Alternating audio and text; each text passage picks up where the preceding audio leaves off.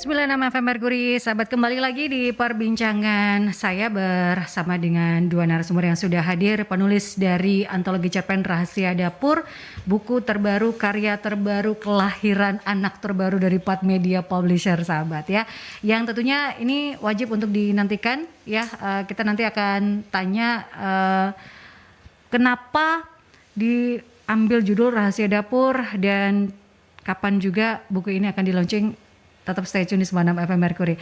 Dan saya mengingatkan terlebih dahulu untuk Anda yang ingin bertanya, karena ada satu buku gratis Rahasia Dapur dari Pat Media Publisher untuk Anda yang bertanya di line telepon di 5620096 atau di WhatsApp call dan WhatsApp Messengers di 08173096.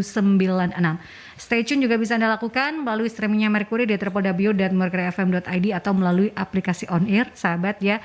Dan masih bersama dengan dua narasumber saya, ada Kak Asti Mulyana dan Kak Vivin Maida Rina.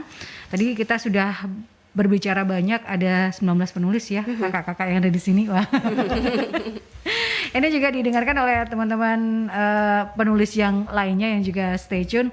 Bahkan di studio sudah hadir juga kepala sekolah. Jadi grogi gitu. Iya. Tadi juga nggak di kelas aja nih, kayaknya diawasin di sini juga. tapi sedikit relax karena ada lagu Rahasia Hati tadi ya. sedikit aja relaxnya. Kita kembali lagi ke perbincangan kita di sesi yang kedua ini, sahabat. Nah, kenapa akhirnya memilih judul Rahasia Dapur? Kalau boleh diceritakan Kak Asti ataupun juga Kak Vivin, rembukannya gimana? Pakai gontok-gontokan atau gimana dulu? Pemilihan judul itu kan sesuatu hal yang magis gitu ya kalau bicara tentang buku. Gimana? Jadi kalau yang awalnya ini akhirnya Pat Media ini punya temanya sendiri-sendiri di setiap angkatan. Nah, sepertinya mereka itu sudah menyiapkan untuk yang batch 5 ini dari awal ngomongin tentang dapur. Dapur dulu ya, dapur. Jadi dari awal itu kelas minggu pertama, minggu kedua itu tugas-tugasnya itu selalu ada terkait dengan dapur, rumah, dapur, ya dapur gitulah ya. Terus sampai akhirnya tugas akhirnya adalah membuat cerita apapun yang terjadi di dapur. Jadi di tulisan itu nanti itu mixing antara ada resep-resep unik plus konflik intrik yang terjadi di dalamnya di dapur gitu kan. Nah, kalau akhirnya tapi temanya kan udah ditentuin nih. Terus akhirnya ya tinggal apa ya judulnya ya. Tinggal seru-seruan aja voting di grup gitu kan. Enaknya dikasih apa nih gitu ya. Yang paling misteri ya Rahasia Dapur gitu. Ada banyak rahasia yang tidak terungkap di dapur. Seperti nangis sambil cuci piring. Iya kan, ngupas bawang, nangis, ternyata itu nangis beneran karena bawangnya gitu ya. Banyak rahasia-rahasia. Banyak rahasia. Pasti bagaimana? Sambil tertawa sepertinya dari hati. Saya sih teringat ya dalam diskusi membedah naskah ya, seringkali itu ini dapur itu bukan sebagai setting cerita saja gitu, tapi ibu kepala sekolah dan teman-teman itu kita sepakat bahwa dapur itu memang sesuatu yang punya makna buat semua orang, buat simbol atau lambang, dan itu kayak kita terus ditantang gitu bahwa sesuatu yang lebih dalam dari dapur itu bukan sebagai konteks dari sebuah tempat saja, tapi semua orang punya pengalaman, punya keterhubungan lah, apakah itu masa lalu atau pertemanan gitu. Jadi ceritanya memang sangat beragam ya di dalam ya. Tidak hanya yang misteri rahasia sesuatu yang menyedihkan, tapi juga tentang sebuah pencapaian gitu juga ada. Tentang sebuah kehilangan juga ada, dan juga tentang penampakan ya. Luar biasa ya. Apapun ada di sini. Oh iya. Makanya sesuatu yang terlewat itu kan. Jadi kita memilih tagline-nya juga, kalimatnya itu juga kita pakai voting ya di kelompoknya. Itu sebagian seru-serunya lah gitu. Ada misalnya kok ini sih ini aja. Kalau bicara tentang di grup, apalagi penulis dengan karakter misalnya latar belakang yang tadi beragam itu, guyup atau ada yang keras atau ada yang gimana sih kalau tentang penulis-penulis itu ada momen di mana stiker-stiker bermunculan. Oh iya. Jadi ramai gitu ya. Iya. Jadi mana yang diambil itu bagus sih. Jadi kita koleksi stiker kita. Lumayan lah ya. Gitu ya. Nah, ini kan akhirnya dipilih judul Rahasia Dapur setelah beragam perang stiker itu ya. Sedikit spoiler terkait dengan cerita yang dituliskan oleh Kak Asti maupun juga Kak Vivin. Tadi saya juga ada bocorannya kencang sekali. Bocoran yang membanggakan bahwa cerita dari Kak Asti ini bahkan sampai masuk ke publisher Amerika ya sahabat. Ini yang menarik, gimana ceritanya, atau spoiler dikit juga tentang cerita yang akhirnya masuk ke sana Kak Asti. Ya ini apresiasi yang utama sih buat kepala sekolah ya. Karena rasanya saya banyak seperti cerita teman-teman itu banyak sering ditantang gitu ya. Jadi saya menangkap beberapa kayak kalimat-kalimat ketika memotivasi bahwa dapur itu bukan sebuah tempat. Kemudian yang kedua adalah sesuatu yang menarik itu sesuatu yang sifatnya adalah budaya atau di mana kamu berada. Jadi saya mengambil ketika ide cerita ini dibuat, saya mencoba menangkap tantangan-tantangan yang diberikan. Jadi karena saya lahir di Jawa Barat, jadi saya mengangkat cerita yang memang dekat dengan saya, yaitu konteksnya ceritanya adalah di Jawa Barat. Jadi kental dengan budayanya, kemudian ada isu-isu tentang pernikahan anak ya. Jadi saya di dunia kerja itu sering bersentuhan dengan isu tersebut. Jadi saya tuangkan di situ. Kemudian ada juga isu sejarah dikit kali ya. Dan ini sebenarnya PR yang luar biasa, bikin cerita dengan nilai sejarah ternyata tidak gampang gitu. Ketika researchnya lumayan ya. Kalau bicara buku kan, ya kan, karena kan harus research gitu ya supaya benar-benar relate. Apalagi gitu. ketika itu saya rasakan ketika cerita ini berkembang, akhirnya ada kesempatan untuk diseleksi di penerbit yang di Amerika tersebut. Itu baru kerasa deh ketika sejarah tuh benar-benar dikejar sama penerbit sana. Mana konteksnya, mana linknya, kemudian jelaskan, karena saya mengangkat terkait DITII waktu itu tentang negara Islam Indonesia gitu. Tahun berapa gitu, karena sebelumnya saya lebih arah diskusi dengan Kak Wina dan teman-teman. Kebetulan ada yang di akademisi dosen hukum gitu. Jadi pernikahan anak itu tahun berapa itu belum ada undang-undangnya. Jadi saya pakai tahun tersebut. Tapi ternyata kalau dalam konteks di ITI itu nggak masuk gitu, nggak ada peristiwa di situ. Jadi perjalanan yang juga menarik buat saya ketika bekerja bersama penerbit di Amerika, kemudian tahapannya juga bagaimana cerita tersebut menjadi satu kesatuan yang utuh ya, dari sisi sejarahnya masuk akal, ceritanya juga masuk akal, dan kemudian budayanya juga masuk ada di situ gitu. Kayak bayangkan kayak alat tradisional yang dari Sunda ada namanya itu kayak lenca misalnya, itu kan makanan, atau oncom saya masukkan ke dalam situ. Itu harus ada bahasa Inggrisnya. Kayak ulu kutek lenca gitu kan.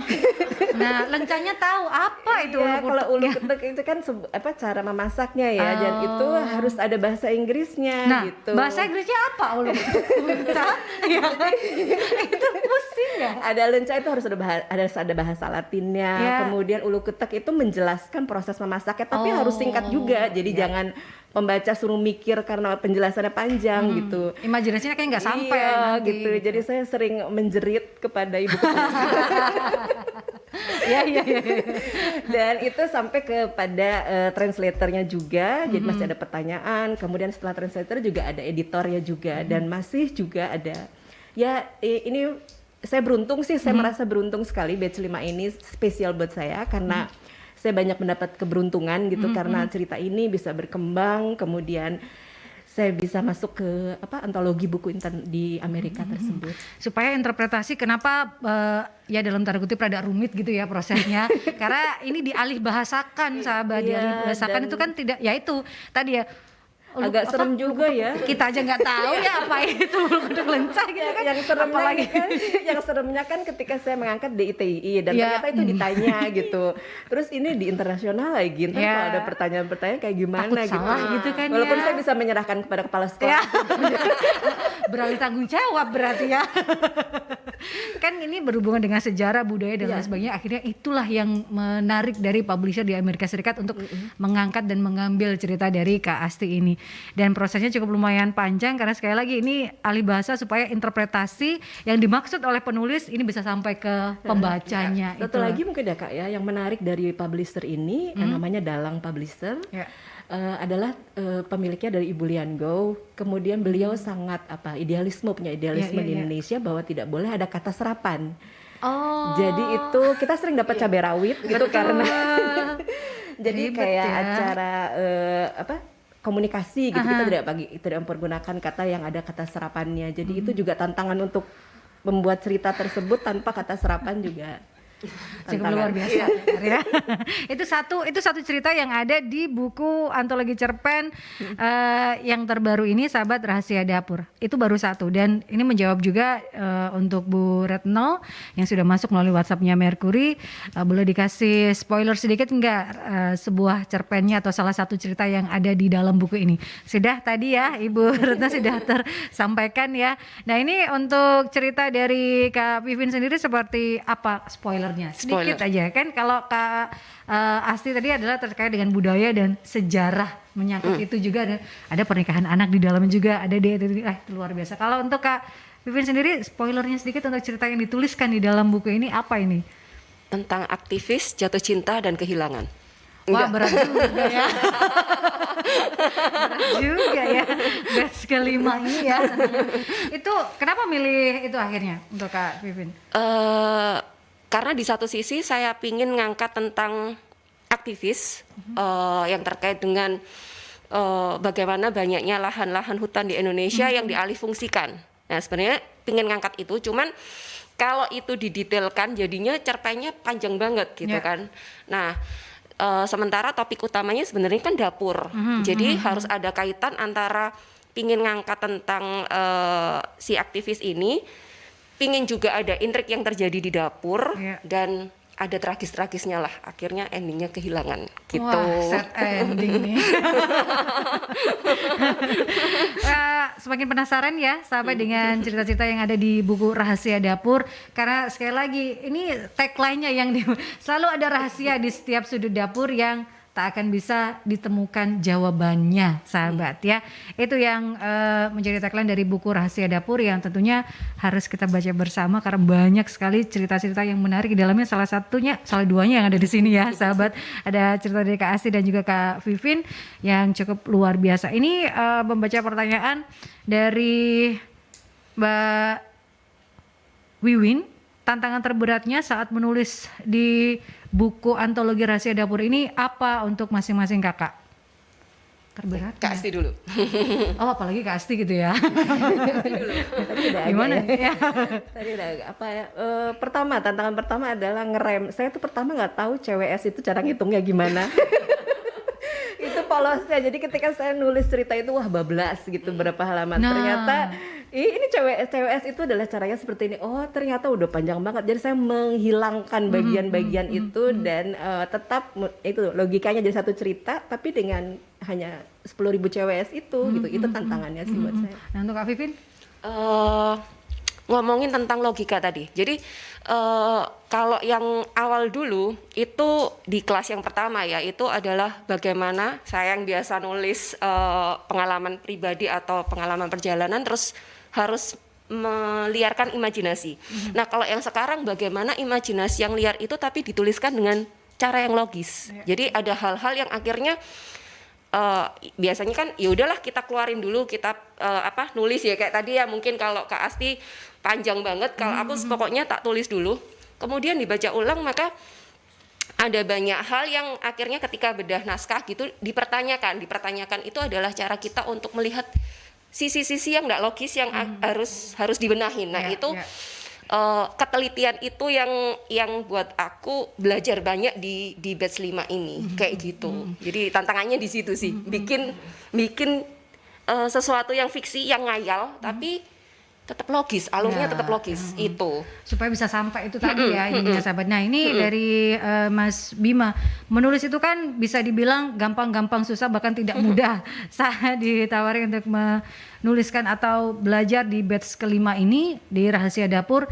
Ide pertama apa yang terlintas dan juga bisa dikasih tips dan triknya nggak sih untuk menulis? Nah, ini yang selalu pasti ditanyakan. Karena kan kalau bicara tentang menulis itu bisa melepaskan stres, apalagi di zaman sekarang ini gitu ya. Itu gimana untuk ide pertama yang muncul untuk mengikuti batch kelima ini, apa untuk Kak Asi dan juga Kak Vivin? Ide apa nih yang muncul terkait dengan dapur pertama itu kan? Iya. Apa yang Iya. pertama kali? Karena memang itu tadi dari di batch ini itu dari awal itu pemateri kepala sekolah dan timnya itu sudah menyiapkan mau dibawa kemana sih batch 5 ini gitu kan, akhirnya dibawa tentang dapur itu tadi. Jadi tugas dari awal itu sudah banyak digali meskipun dengan satu alinea doang atau cerita pendek yang ya maksudnya cuman tuliskan bagaimana kamu menuliskan pengamatanmu tentang dapur, bayanganmu tentang dapur itu udah diarahkan dari awal tapi dalam porsi yang kecil-kecil. Jadi dari awal itu tugas-tugas harian, tugas mingguan itu kita udah dirangsang untuk menuliskan gitu. Belajar berimajinasi dalam lingkup yang kecil dulu deh kayak gitu. Jadi saya ingat salah satu tugasnya adalah menuliskan tentang melihat situasi dapur yang ada di dalam bayanganmu. Udah itu aja gitu kan. Jadi bagaimana kita belajar membayangkan, mengimajinasikan dapur kita dan menuangkannya dalam bentuk tulisan. Nah, hal-hal seperti itu otomatis merangsang kita yang mungkin belum pernah nulis sama sekali atau gimana sih cara yang nulis yang baik. Tim pengajar dan paketan kelasnya ini mengaturnya itu begitu enak alurnya sehingga ya tugasnya banyak tapi nggak kerasa kita dilatih setiap saat gitu. Tetap termotivasi gitu ya akhirnya. Jadi nggak langsung yang lain, oh iya deh. nggak langsung jebret yang tuliskan tugas akhir enggak gitu. Jadi ada alurnya yang akhirnya step by step gitu. Jadi kita dibuka ruang imajinasi kita, dibuka bagaimana kita nuliskan itu dengan cara yang baik gitu. Terus pilihan kata yang menarik seperti apa itu step by step. Jadi nggak kerasa akhirnya kalau itu disatukan sebenarnya ya jadi tugas akhir ini gitu. Kalaupun istilahnya kita istilahnya mentok idenya di grup itu akan banyak sekali. Oh iya ya. Tanpa kita sadari akhirnya muncul ide-ide yang tidak kita duga gitu loh di grup yang perbincangan yang kadang war sticker itu ya. Dan stiker itu. kejar tayang karena ada PR tiap minggu, kadang satu PR, kadang dua PR itu bikin teman udah bikin tuh. Nah, termotivasi juga. Kayak gitu. Serunya salah satu serunya kan kelasnya. Itu juga kan kasih ya. Nah, tips atau trik juga yang bisa diberikan semisal kita pengen memulai menulis tapi kadang sudah menulis stuck pada saat wah mentok nih ya gitu kan. Wah mentok nih. Itu kalau Kak Asti sendiri tipsnya atau triknya seperti apa kalau wah mentok nih? Bagaimana menyiasatinya? Ada satu trik sih yang cukup menyenangkan buat saya adalah endapkan dulu gitu ya. Ya endapkan dulu. Jadi kayak itu salah satu trik yang sering saya lakukan walaupun seringnya kelamaan ngendapinnya. Jadi kalau teorinya adalah endapkan ya 3 hari, berapa Jangan hari. kencang-kencang, ada kepala sekolah di sini. langsung. Iya nanti. Jadi triknya adalah endapkan dulu, kemudian buka lagi dan baca lagi gitu. Di kita punya lebih fresh ya otaknya. Iya. Cuma yang saya ingin menambahkan lagi tadi Kak Vivin ya, ketika saya dalam proses perjalanan batch 5 karena ini pertama kali itu juga kayak saya sadar ya. Jadi artinya menulis itu adalah bagaimana kamu mengambil hakmu untuk menuangkan gagasanmu. Jadi ya memang kita sering melihat jangan bandingin kita sama penulis-penulis yang udah terkenal gitu ya. Tapi sebenarnya menulis itu adalah untuk kamu sendiri kan. Jadi siapapun kamu punya kisah, kamu punya sesuatu yang kamu lakukan setiap hari. Jadi itu hakmu untuk kamu menuangkannya dalam bentuk tulisan. Mau ceritanya settingnya dapur, mau temanya adalah apapun, tapi sebenarnya itu sesuatu yang kamu pasti punya kisah di dalamnya. Jadi itu yang saya tangkap ya. Jadi setiap penulis punya gaya, setiap penerbitan punya standar cara untuk menerbitkan bukunya ya. Tapi kita juga punya gaya loh gitu. Jadi tulis aja terus gitu. Coba aja terus. Tulis aja dulu, overthinking nggak usah gitu ya. Iya kan? Tulis aja dulu. Dibantai teman-temannya. Iya. Jadi nggak usah dalam tanda kutip positif. Iya. Jadi tulis aja dulu semuanya kan nanti akan dibaca berbagi kita akan lebih tahu banyak. Tidak hanya menulis tapi juga baca buku yang banyak juga ya, referensi-referensi itu penting juga. Baca itu. Itu menjadi referensi. Nggak usah overthinking karena setiap orang punya gaya masing-masing. Itu tips dan trik dari Kak Vivin. Kalau dari Kak Asti, kalau dari Kak Vivin seperti apa? Kalau misalnya pas mentok, ya udah gitu. Paling baca-baca terus ngeliat ngelihat tulisannya teman-teman gitu seperti apa gitu, dan lagi-lagi memang kita punya gaya sendiri yang sebenarnya tinggal kita arahin gimana cara menuangkannya itu sih. Jadi biasanya kalau ngomongin cerpen itu ngomong mentok itu sebenarnya kan di ide. Cuman lagi-lagi ide kita itu udah digali dari awal. Jadi buat aku di proses di batch 5 ini lebih ngalir gitulah untuk ini. Jadi kayak kalau ngomongin stuck itu nggak yang stuck amat gitu. Cuman di prosesnya kan memang stuck itu dalam arti kalau terutama buat aku ya, ngomongin malah masalah pemilihan kata yang menarik. Itu.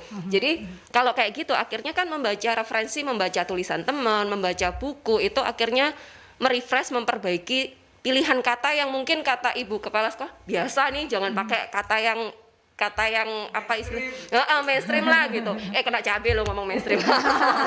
Jangan pakai kata yang biasa lah gitu kan. Jadi pikirkan kata apa yang enggak biasa, yang mungkin juga bakal jadi kekasanmu gitu kan. Nah, itu kalau buat aku lebih bukan masalah stuck di ide, tapi stuck untuk bagaimana menuliskan ini lebih menarik lagi. Enggak nyastra yang terlalu berlebihan juga gitu, karena nyastra yang berlebihan juga dalam tanda kutip memuakkan ya, tapi bagaimana menuliskan itu lebih indah lah gitu. Nah, itu stuckku justru di titik itu kuncinya ya otomatis banyak membaca. Nah, referensi gitu. lebih banyak gitu ya. Betul. Kalau untuk pemula mungkin istilahnya tulis aja dulu apapun itu ditulis. Setelah itu nanti kan diendapkan seperti Kak Asih bilang, dibaca lagi, di situ akan ada perbaikan. Saat mengendapkan ya nggak Anda tinggalkan gitu aja, tapi Anda mendapatkan referensi-referensi yang lain seperti itu sahabat ya. Itu tips dan trik untuk Anda yang ingin menulis melepaskan stres Anda di masa pandemi ini. Dan sahabat tetap stay tune karena perbincangan saya masih akan berlanjut di sesi yang ketiga di perjalanan bincang buku baru Rahasia Dapur dari teman-teman 4 Media Publisher ya. Tantangannya emang itu ya, bahwa kita seringkali melihat jebakannya adalah kita melihat dapur sebagai sebuah tempat. Kalau dapur secara ngomongin resep masakan sebenarnya rata-rata itu enggak banyak yang menuliskan buku ini sebagai buku resep